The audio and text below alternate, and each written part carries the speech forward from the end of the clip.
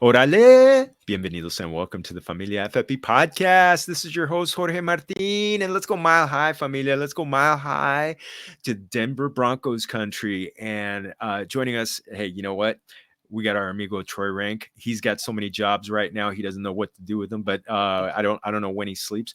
But first off, I want to make sure before we bring him in, please follow Familia FFB on YouTube. Hit that like, hit that subscribe.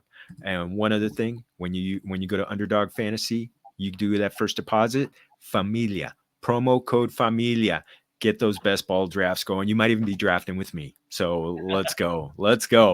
And our amigo Troy Renck, this is 3 years in a row that he's been on the Familia FFB podcast, the NFL Insider series. He's given us some of the best insider takes, the most passionate takes. So and the great thing is he's now just not, they didn't have a way to contain him, so now he's covering all of Denver sports for the Denver Post as a columnist, but he's also got that Broncos podcast. So but also let's bring him in.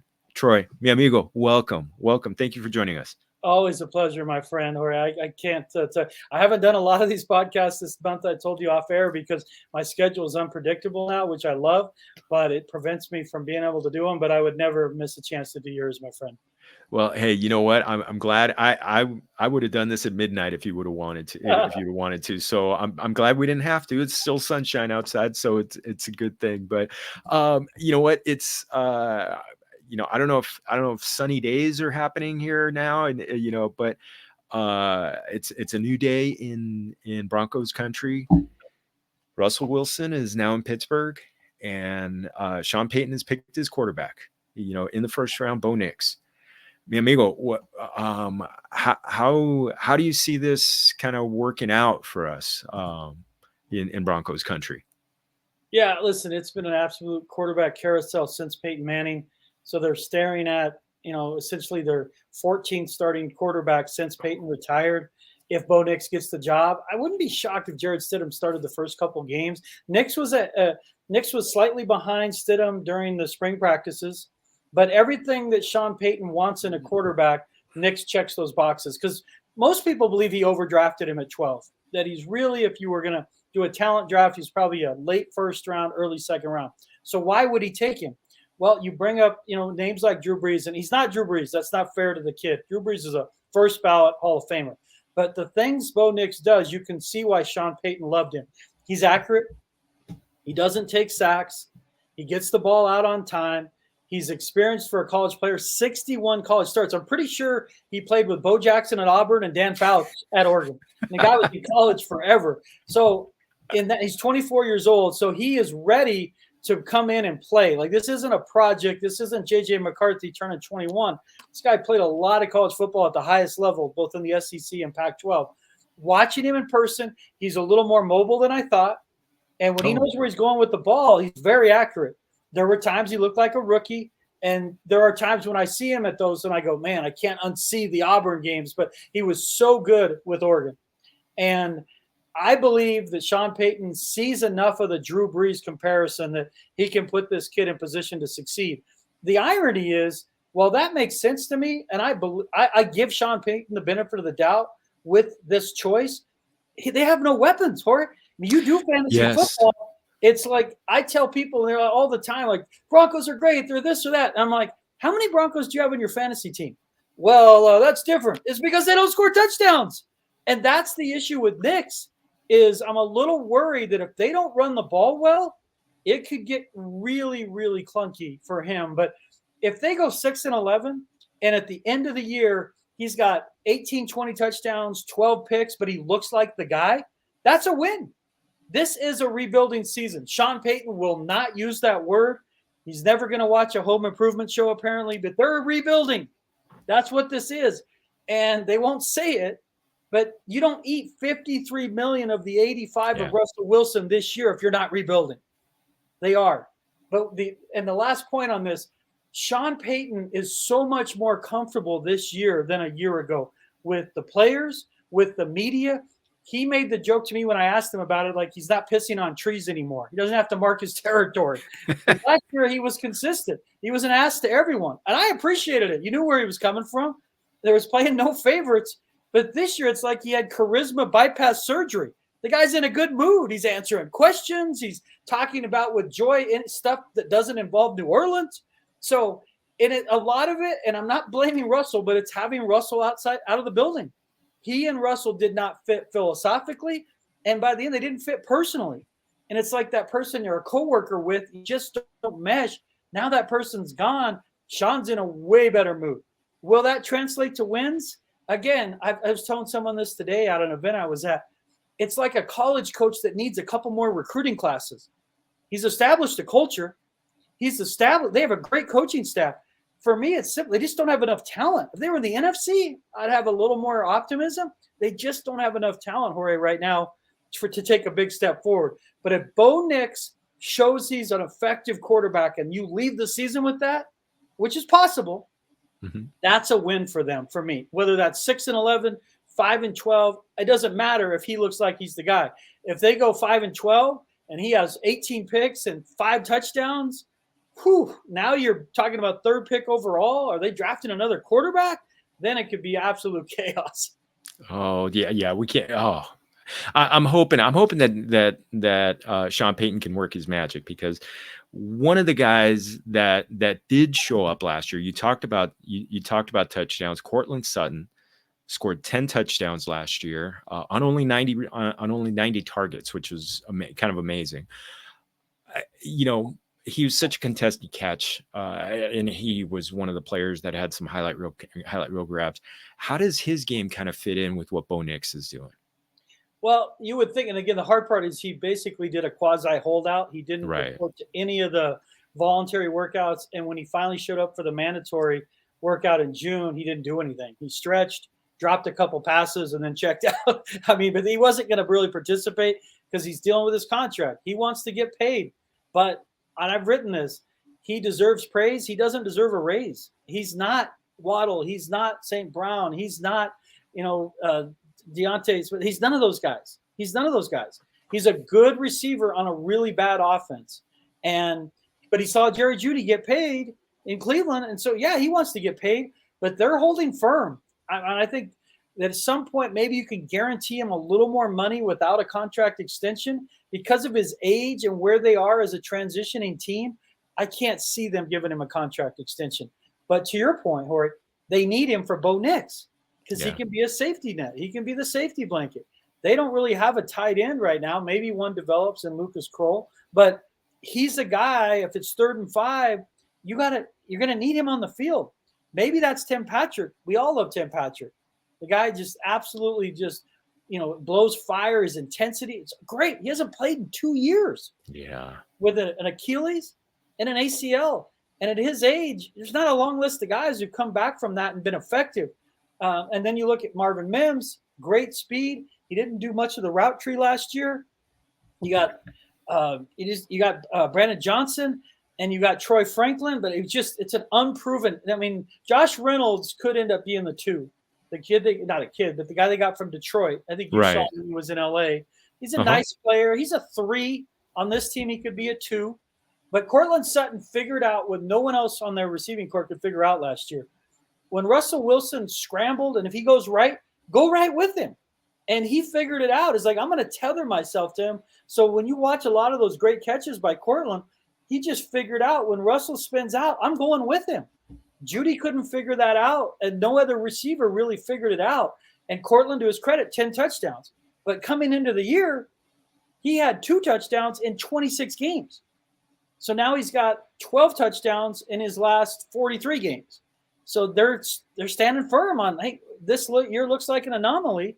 They haven't had a 1,000-yard receiver or 1,000-yard rusher since 2019.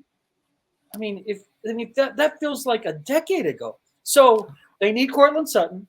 Josh Reynolds is a nice piece. He looked really good at times in camp. But for me, they need Lucas Kroll. I know in the LA area, Greg Dulcich, it would be great if he could figure it out. Yeah. He's just not healthy. You can't make the club in the tub. It stinks for him, but he's had multiple hamstring injuries, and now he's got a foot issue. He didn't participate in the offseason because of the foot issue now. I mean, at this point, you just can't count on anything from him. And Lucas Kroll has a chance to be a nice piece. I got to see it. I mean, he had like 8 catches last year. He looks the part. And they acquired him last year right after they got rid of Albert Okwuegbunam. They got Kroll before the season. So he wasn't in training camp with them. So there's a chance with an off season he develops into something. But it just comes back down to this one. If they don't run the football well, it's going to be a nightmarish season for them. Because if they're in 3rd and long, I just don't see how they're going to convert. They just don't have the playmakers. You don't have a Justin Jefferson. You don't have Puka. You don't have a guy where like, okay, 3rd down. Here's our guy. Because Courtland really isn't that. He's more of a possession receiver. He's almost like a tight end at times. And so who's the guy? Now maybe it's Mims. Last year, Mims was a ghost in uniform. Payton couldn't figure out how to get him on the field, even though he was their best player at times.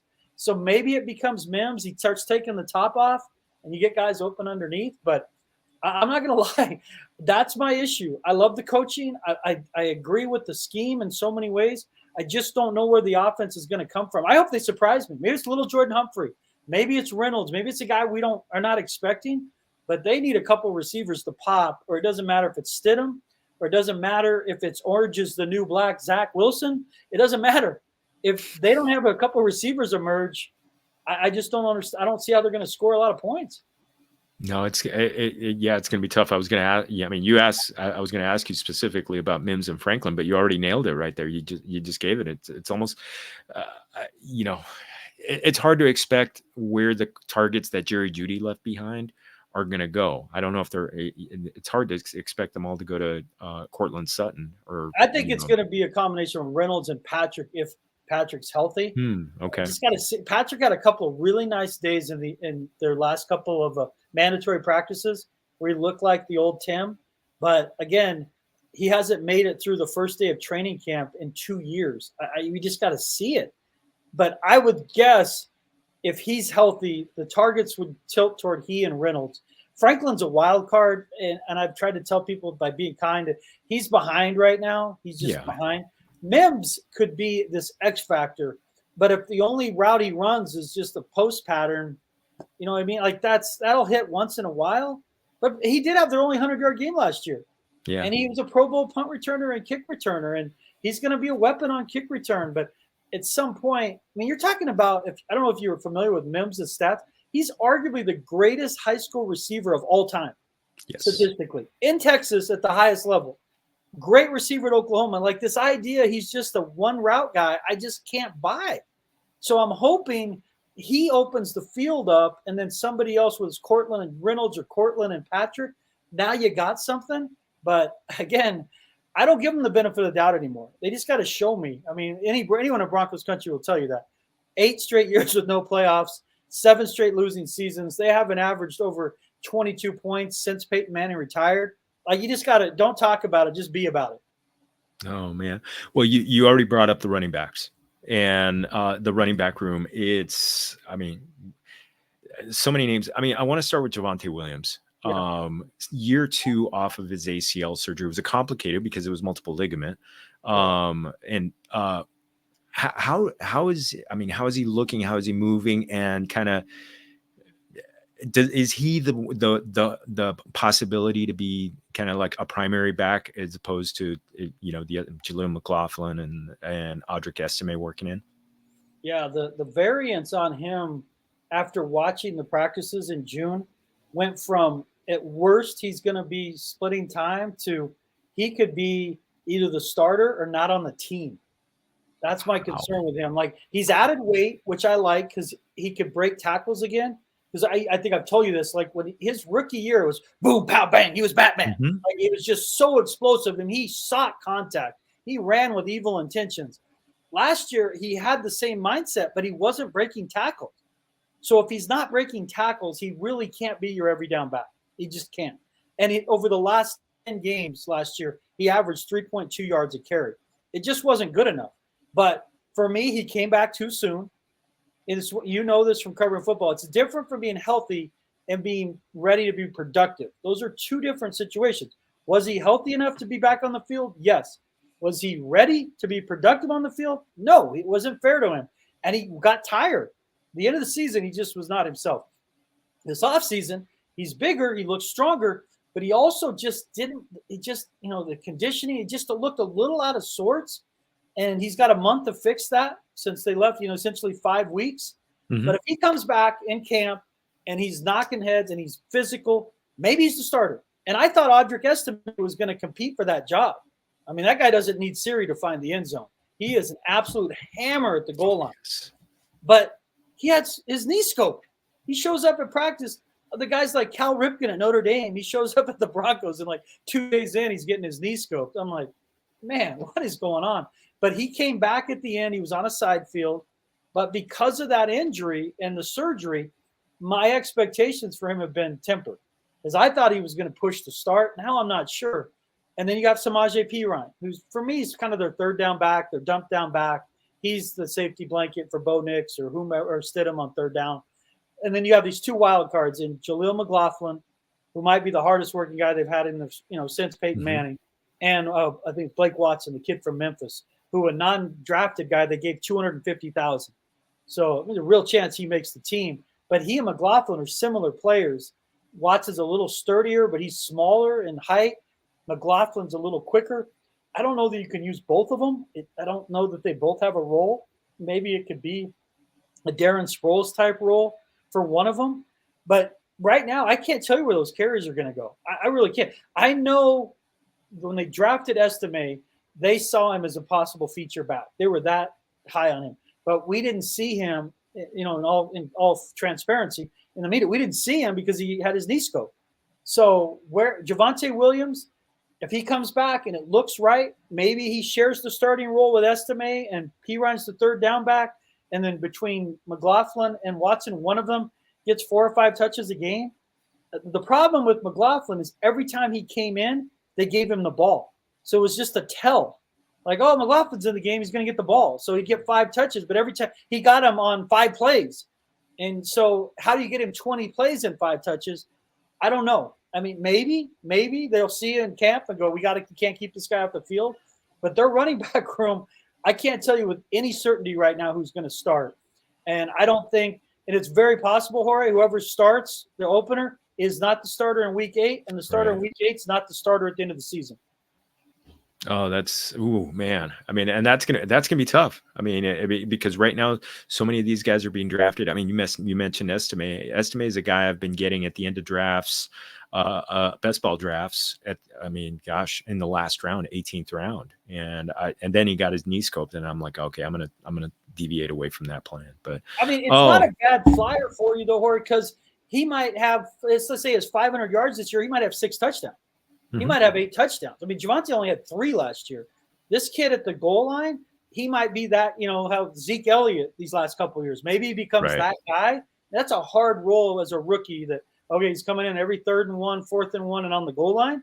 But he is an absolute, he is put together. He is a fire truck. So, if you were taking like that late in a fantasy draft, it's not the worst thing. It's just, again, they don't score enough touchdowns, but I could see him sneaking out 6 as a goal line guy. I need to see it in camp is the problem. I saw it at Notre Dame against high-level competition. He was the truth.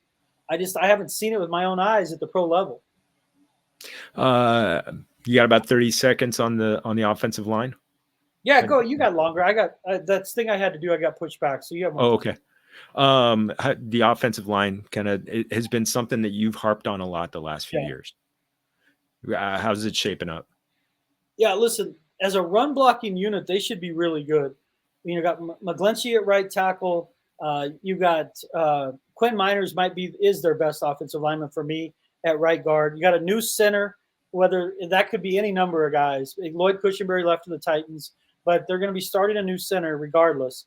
And then you have left guard Ben Powers, and you have right tackle is McGlinchey, and then left tackle is Bowles. McGlinchey's a good run blocker. He is. He's got to improve at pass blocking, but he's a good run blocker. Miners is an absolute brute in the run game. He is one of the best run blockers in the league as an interior lineman. And Powers is a good run. So my point, and Bowles that's their strength. The identity of this offense, and it'll pain Peyton, but he did it during their 5-game win streak last year. And he will tell you their most complete game last year is when they beat Cleveland. Not coincidentally, that was their high in rushing yards, somewhere like around 194. That's who they have to be. Run the football, throw 20 to 25 times a game, and then be in games to force teams into takeaways, into turnovers. That's, for me, is their chance at success. But their line, run blocking, should be good. Pass blocking, not so much. Now, Bowles is decent. He is. Powers struggled early, got better. McGlinchey was just, the amount you're paying him, you just need him to be better at pass blocking. And maybe year 2 in the scheme, all the focus isn't on him. And Mike's a great guy. He got our Media Good Guy Award. He's insightful, he's smart. It's impossible not to like the guy when you interview him. He's got to be better at pass blocking. It's really that simple. And so if they're a team, and I've told you, if they're at 3rd and 7, 3rd and 9, 3rd and 10 consistently, they're in trouble until they're, but if they're in 3rd and 4 with Payton's offense, the way he calls plays, and you're running the ball, now you got something. But I got to see it. But their line is better, and they believe internally their line was a lot better. Part of the reason Russell Wilson isn't here anymore, I think he got sacked, 48, 50 times last year. He's right at 100 sacks in 2 years. Last year, they blamed more than half the sacks on Wilson, not the line, because of him spinning in and out, and the line not knowing where he's at. Sean Payton privately would tell you, my belief, that they should cut that number in half.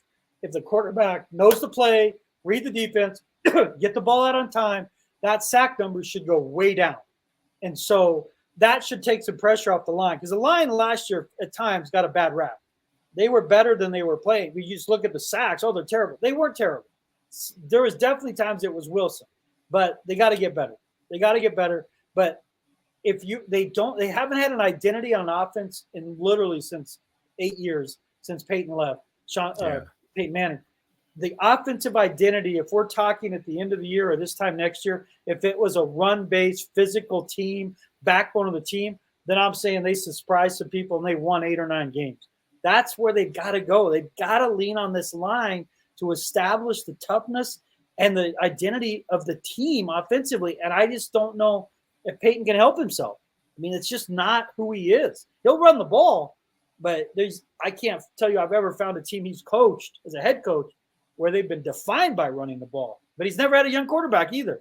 Right. So there's so many plates in the air here. We're just not sure. He's never developed a young quarterback. He's never really started a rookie quarterback other than Ian Book in a COVID game, a few years ago. He's never had a young quarterback. So if this is the time, maybe we do see a different Sean Payton. Yeah, and you're right. And when he's had running backs, it's usually been combos. So but he uses them in the red zone. With his best offenses, he ran the ball in the red zone. He wasn't afraid to do that. And so that's where I'm just is there a connection somewhere in there? And I just keep going back to, we got to see it. We just don't, there's nobody's proven to where you can point to and say, this will work. We just don't know. Oh man. Well, I always got to take a look, see at the defense. You got Surtain back there. They definitely came back after that. This defense really, really improved after that Miami game, which there's only a way to go but up. But after that, where did they seem to be stronger or possibly be more weaker this season against the run or the pass? Yeah, listen, that Miami game was. I've never covered I covered the Rockies for 15 years. I don't know that I've covered a game worse for a team than that game. You give up 70 points in an NFL game, and they could have scored more, frankly. What's crazy, it started the second quarter of the week before against the Commanders. So over 9 quarters so the second quarter of the Commanders game, the full Dolphins game, and then 3 quarters of the Bears game. So 9 quarters of football, they allowed 140 points. The 2001 Ravens allowed 165 for the season. You're watching it, and it was like watching a high school defense. Half guys are playing man, half are playing zone. But to Vance Joseph's credit, he didn't panic, because we thought there was a chance he's going to get fired. It was so bad. I remember seeing that. Historically bad. And he didn't point fingers, calmer than a lagoon, trusted his players, told them they could get out of it, and they played pretty well the last 12 games of the season. But you ask, where are they better? And the reason I kind of like this defense more than most, again, part of it is their offense has to be functional, because if the offense stinks, the defense gets worn down. But they're going to stop the run better. And that was a common thread. Even when they were winning 5 games and the 16 takeaways, they still weren't very good against the run. And Vance Joseph told me recently, it's like he didn't think it was schematic as much as they didn't tackle well. And that's a problem for a lot of NFL teams, frankly, because they never tackle anymore in practice. But they add Malcolm Roach, big body guy up front. They add John Franklin Meyer, big body guy, and a better run supporter defensive end. That should allow Zach Allen and DJ to be better up front. They should be better against the run. And so when I go back to when people say, why could they surprise people? It's because if they run the ball and they stop the run, or they just run it pretty well and stop it pretty well, they should be a competitive team. But defensively, I can point to guys who've done it. Where you're like, okay, they have a chance to be better against the run. Now, you can't tell me they're better without Justin Simmons. I know some people are down on Justin. The guy was an absolute ball hawk. I mean, 30 interceptions in his time here, 8 years. And they're going to miss him. He's a leader. He called play. I mean, he's everything you want in a player. But you bring in Brandon Jones, maybe you blitz more. PJ Locke, if healthy. Their secondary with Pat Surtain, it starts with him. But the issue becomes who's going to start opposite of him. Because teams, I've said this about Pat Surtain, and it's 2 things. Like, he turns receivers into Chick-fil-A because they're never open on Sunday. I've never covered a better cornerback because I didn't cover Champ Bailey in his prime. Champ's better. He might be the top 3 all-time cover corner. I didn't cover Champ in his prime. I was covering Champ at the end. Pat Surtain, when he's right, there's no one better in the league. But nobody throws at him. The guy gets so few targets, he's too good for his own good. So between Riley Moss, second-year player out of Iowa, Damari Mathis, third-year player out of Pitt, or Levi Wallace, the veteran free agents, one of those guys has to take that position alongside of him at the opposite corner and be good. Not great, but good. Fabian Moreau was decent for about 7-8 games last year, and then he started to struggle. But they have got to get better opposite of him to allow Vance Joseph to tilt coverage, to kind of force teams to go at Surtain. But Surtain's amazing. He's their best player. Quinn Miners is probably second. But the problem is he's like a baseball player you just intentionally walk. Like, Yeah. we're not going to let this guy beat us. And unfortunately, when teams get ahead of the Broncos 17-7, third quarter, they're not throwing the football. So it takes him out of the game. So can they rush the quarterback better, create 3rd and longs? You know, they're better against the run. And this is all, if you were being an idealist, they're better against the run. So their teams are in 3rd and 5, 3rd and 7 more. That forces them to pass more, a little better pass rush. All of a sudden, Surtain's getting 5-6 picks, and a couple of those are going back for scores. Then you got something. But again, they haven't had a 10-sack player since Bradley Chubb and Von Miller in 2018. Like, Oh, that's they haven't had right. a 1,000-yard receiver. They haven't had a 1,000-yard back. They haven't had a guy get 10 sacks. We're talking about 5 and 6 years ago. So they need a breakthrough. Jonathan Cooper is a nice piece. On a good team, he's like your second best rusher, not best. But maybe this is the year of Aaron Browning. All of it comes together. And that they just need one of those edge guys to get like a 13-sack season, like basically exceed expectations. And if that happens, now you're like, okay, the secondary has chances. And the one guy to keep an eye on their defense, Jaquan McMillan, their nickelback, he plays so much like Chris Harris did. And Chris was perfect. He plays slot, but he was outside too. Jaquan McMillan, that kid gets after it. He has a nose for the ball. He's just seeking turnovers. But during that 5-game win streak, he was their most valuable player because it just felt like every time he was around the ball, he was either getting a pick, or causing a fumble. And he's coming back. So their secondary is a little better than people think. Again, it's just when people ask, why have they been so bad? They don't play complementary football. Like, so for your defense to be really good, your offense needs to be on the field. You got to balance it, control the clock, force teams. So, because what happens is their defense just becomes reactionary. And it's because their offense rarely puts them in a position where they're leading. And can they change that? Because special teams, they finally fixed. It was an absolute dumpster fire since Super Bowl 50. They bring out Westcott. They bring in the other guy. They were great on special teams. They're a top 5 special teams team, but it just tells you can't win with special teams. And so cleared that up, and that there should be good in that area again. can the offense and defense play complementary football? And we just haven't. So we saw it in stretches last year. Again, that 5-game winning streak, that's the formula for me. If they want to be competitive this year, throwing 20 to 25 times and then playing a lower scoring game, which is boring as hell, I get it, but then trying to win by the defense creating turnovers. And that's hard to do, but that's kind of the formula that could work for this team when on paper you're going to be an underdog in most games.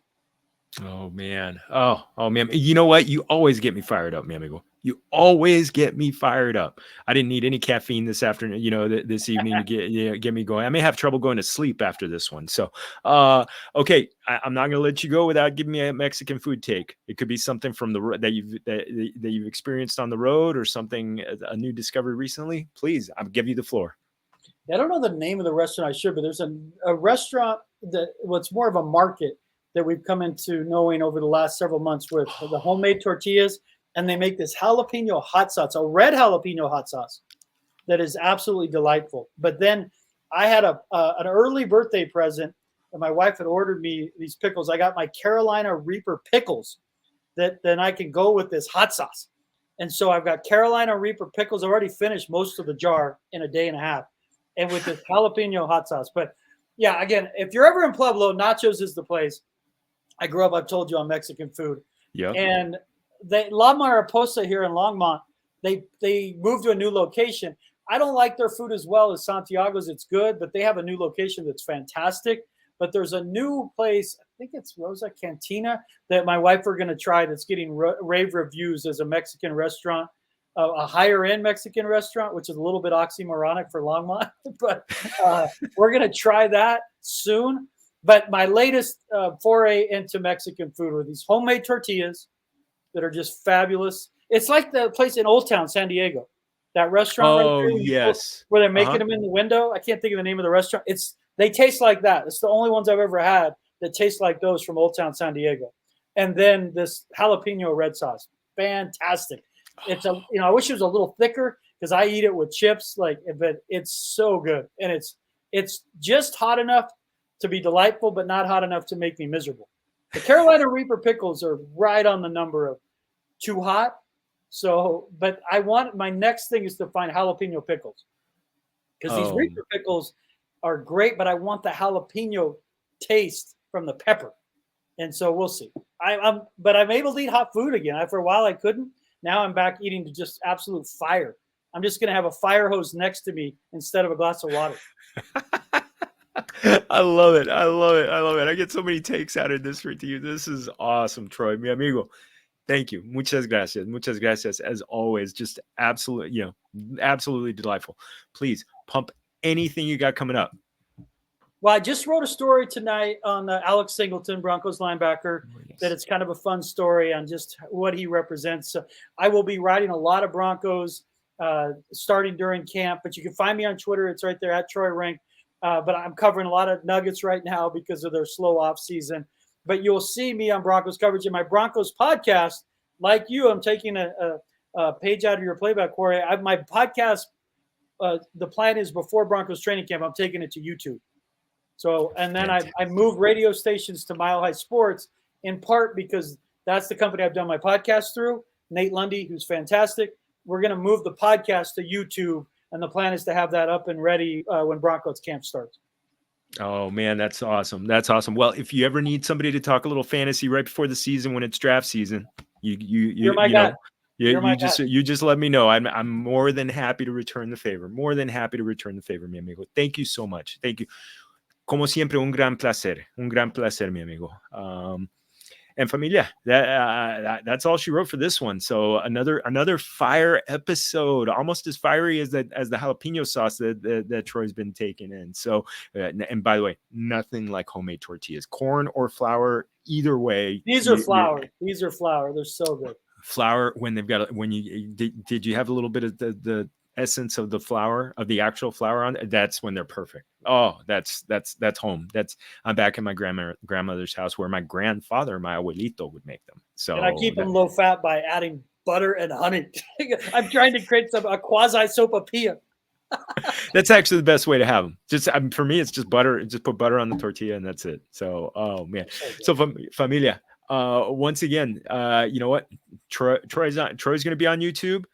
Familia FFB is on YouTube. Make sure hit that like, hit that subscribe, get these fiery takes NFL Insider series. We're a little bit more than halfway through, and so we still got more. Go back to the ones you've missed if you're just subscribing now, and you get some great information and about the time it takes to walk your dog.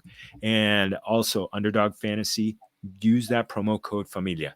Get that, get in there, get in those best ball streets, Familia. Again, draft against me. See if you could beat me. Come on down.